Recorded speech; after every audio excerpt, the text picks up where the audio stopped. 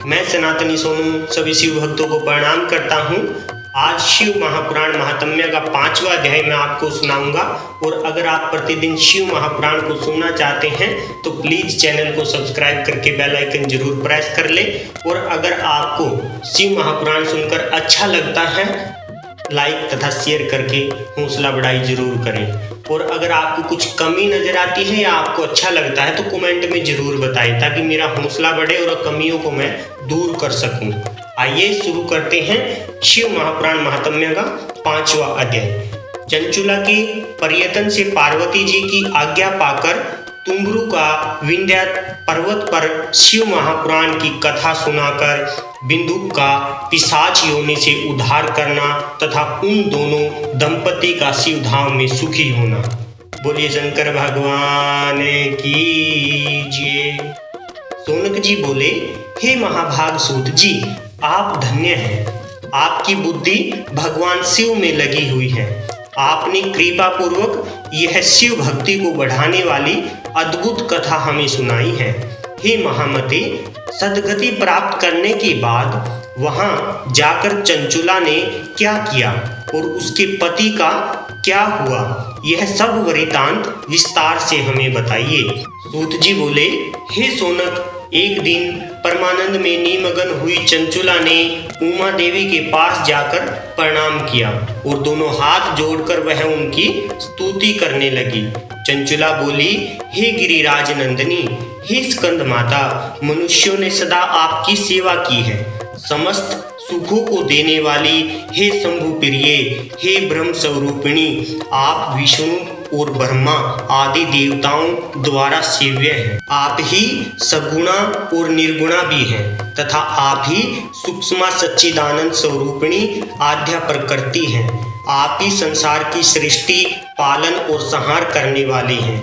तीनों गुणों का आश्रय भी आप ही हैं। ब्रह्मा, विष्णु और महेश्वर, इन तीनों देवताओं का आवास स्थान तथा उनकी उत्तम प्रतिष्ठा करने वाली पराशक्ति आप ही हैं। सूत जी बोले, हे सोनक, जिसे सद्गति प्राप्त हो चुकी थी वह चंचुला इस प्रकार महेश्वर पत्नी उमा की स्तुति करके सिर झुकाए चुप हो गई। उसके नेत्रों में प्रेम के आंसू उमड़ आए थे। तब करुणा से भरी हुई शंकर प्रिया भक्त वत्सला पार्वती देवी चंचुला को संबोधित करके बड़े प्रेम से इस प्रकार कहने लगी। पार्वती बोली, हे सखी चंचुले, हे सुंदरी, मैं तुम्हारी की हुई इस स्तुति से बहुत प्रसन्न हूँ। बोलो, क्या वर मांगती हो? तुम्हारे लिए मुझे कुछ भी अदेय नहीं है। सूत जी बोले, पार्वती के इस प्रकार कहने पर चंचुला उन्हें प्रणाम करके दोनों हाथ जोड़कर नतमस्तक हो प्रेम पूर्वक पूछने लगी। चंचुला बोली, हे निष्पाप गिरिराज कुमारी, मेरे पति बिंदु इस समय कहाँ हैं? उनकी कैसी गति हुई है यह मैं नहीं जानती। कल्याणमयी दीन वत्सल्ये, मैं अपने उन पति देव से जिस प्रकार संयुक्त हो सकूं, कृपा करके वैसा ही उपाय कीजिए। हे महेश्वरी, हे महादेवी, मेरे पति एक शूद्र जातीय वेश्या के प्रति आसक्त थे और पाप में ही डूबे रहते थे। उनकी मृत्यु मुझसे पहले ही हो गई थी। वे न जाने किस गति को प्राप्त हुए हैं। सूत जी बोले, चंचुला का यह वचन सुनकर नीति वत्सला हिमालय पुत्री देवी पार्वती ने अत्यंत प्रेम पूर्वक यह उत्तर दिया। गिरिजा बोली, हे सूते, तुम्हारा बिंदु नाम वाला पति बड़ा पापी था। उसका अंतःकरण बड़ा ही दूषित था। वेश्या का उपभोग करने वाला वह महामूढ़ मरने के बाद नरक में पड़ा है। अगणित वर्षों तक नरक में नाना प्रकार के दुख भोगकर वह पापात्मा अपने शेष पापों को भोगने के लिए विंध्या पर्वत पर पिशाच हुआ है। इस समय वह पिशाच की अवस्था में ही है और नाना प्रकार के क्लेश उठा रहा है। वह दुष्ट वही वायु पीकर रहता है और सदा सब प्रकार के कष्ट सहता है। सूत जी बोले, हे सोनक, गौरी देवी की यह बात सुनकर उत्तम व्रत का पालन करने वाली वह चंचुला उस समय पति के महान दुख से दुखी हो गई। फिर मन को स्थिर करके उस ब्राह्मण पत्नी ने व्यथित हृदय से महेश्वरी को प्रणाम करके पुनः पूछा। चंचुला बोली, हे महेश्वरी, हे महादेवी, मुझ पर कृपा कीजिए और दूषित कर्म करने वाले मेरे उस दुष्ट पति का अब उद्धार कर दीजिए।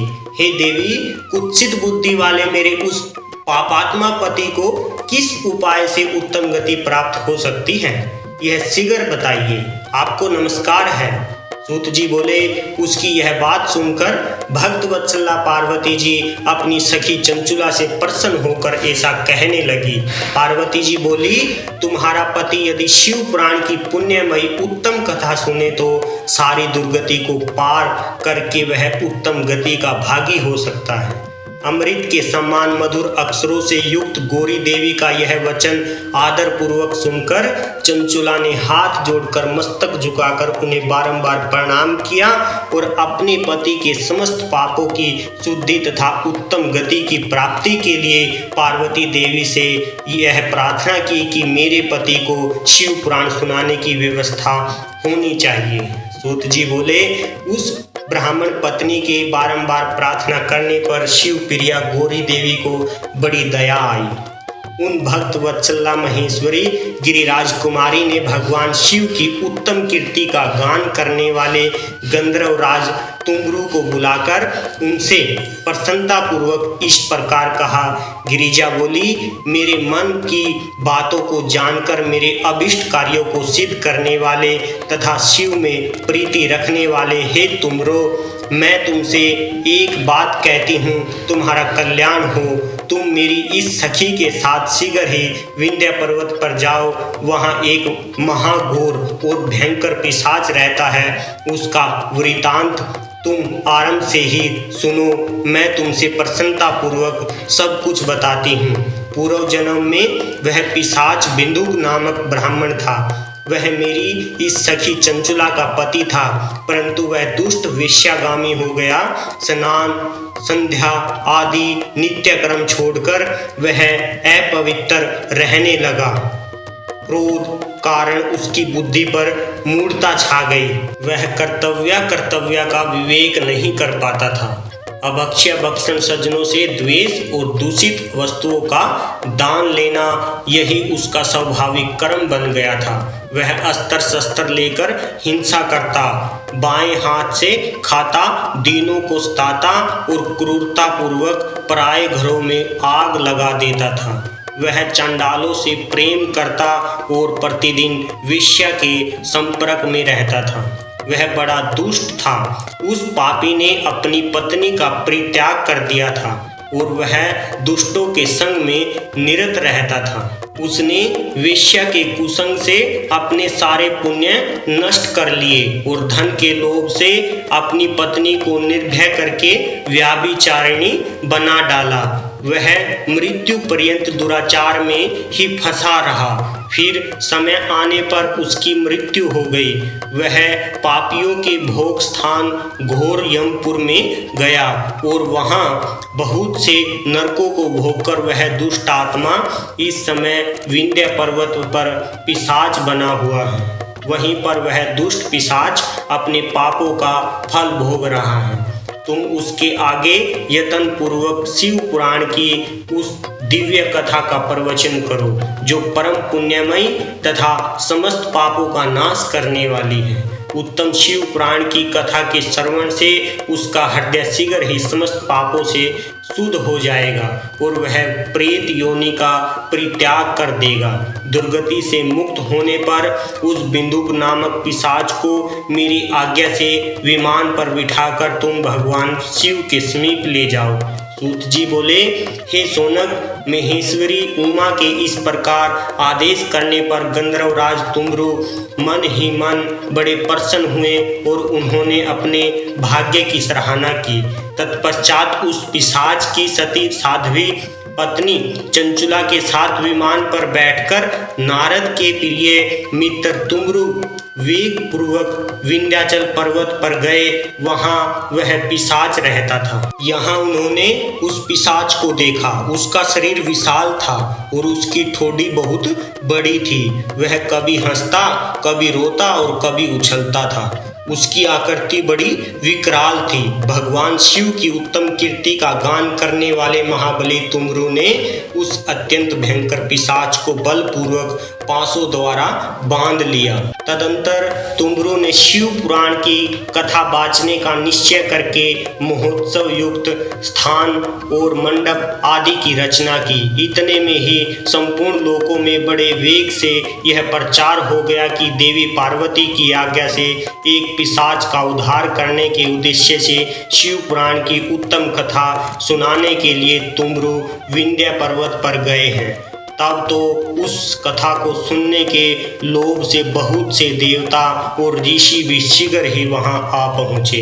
आदर पूर्वक शिव पुराण का सुनने के लिए आए हुए लोगों का उस पर्वत पर बड़ा अद्भुत और कल्याणकारी समाज जुट गया।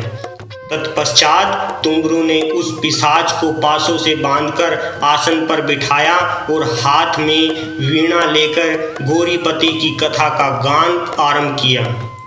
महात्म्य सहित पहली अर्थात प्रथम संहिता से लेकर 7वीं संहिता तक शिव पुराण की कथा का उन्होंने स्पष्ट वर्णन किया। 7 संहिता वाले शिव पुराण का आदर पूर्वक श्रवण करके वे सभी श्रोता पूर्णतः कृतार्थ हो गए। उस परम पुण्यमयी शिव पुराण को सुनकर उस पिशाच ने अपने सारे पापों को धोकर उस पैशाचिक शरीर को त्याग दिया। शीघ्र ही उसका रूप दिव्य हो गया। अंग कांति गौर वर्ण की हो गई। शरीर पर श्वेत वस्त्र तथा सब प्रकार के पुरुषोचित आभूषण उसके अंगों को उद्भासित करने लगे। वह त्रिनेत्रधारी चंद्रशेखर हो गया। इस प्रकार दिव्य देहधारी होकर श्रीमान बिंदुक अपनी भार्या चंचुला के साथ स्वयं भी पार्वती पति भगवान शिव के दिव्य चरित्र का गुणगान करने लगा। उसकी स्त्री को इस प्रकार दिव्य रूप से सुशोभित देखकर वे सभी देवता और ऋषि बड़े विस्मित हुए। उनका चित्त परमानंद से परिपूर्ण हो गया। भगवान महेश्वर का वह अद्भुत चरित्र सुनकर वे सभी श्रोता परम कृतार्थ हो प्रेम पूर्वक श्री शिव का यशोगान करते हुए अपने अपने धाम को चले गए। दिव्य रूपधारी श्रीमान बिंदुक भी सुंदर विमान पर अपनी प्रियतमा के पास बैठकर सुखपूर्वक आकाश में स्थित हो परम शोभा पाने लगा। तदंतर महेश्वर के सुंदर एवं मनोहर गुणों का गान करता हुआ वह अपनी प्रियतमा तथा तुमरू के साथ शीघ्र ही शिव धाम में जा पहुंचा। वहां भगवान महेश्वर तथा पार्वती देवी ने प्रसन्नता पूर्वक बिंदु का बड़ा सत्कार किया और उसे अपना गण बना लिया। उसकी पत्नी चंचुला पार्वती जी की सखी हो गई। उस घनीभूत ज्योति स्वरूप परमानंद में सनातन धाम में अविचल निवास पाकर वे दोनों दंपति परम सुखी हो गए। यह उत्तम इतिहास मैंने आपको सुनाया, जो पापों का नाश करने वाला, उमा महेश्वर को आनंद देने वाला, अत्यंत पवित्र तथा उनमें भक्ति बढ़ाने वाला है। जो इसे भक्ति पूर्वक सुनता है अथवा एकाग्रचित होकर इसका पाठ करता है वह अनेक सांसारिक सुखों को भोगकर अंत में मुक्ति प्राप्त करता है। इस प्रकार श्री स्कंद महापुराण के अंतर्गत शिव महापुराण महात्म्य में बिंदुक सदगति वर्णन नामक 5वां अध्याय पूर्ण हुआ।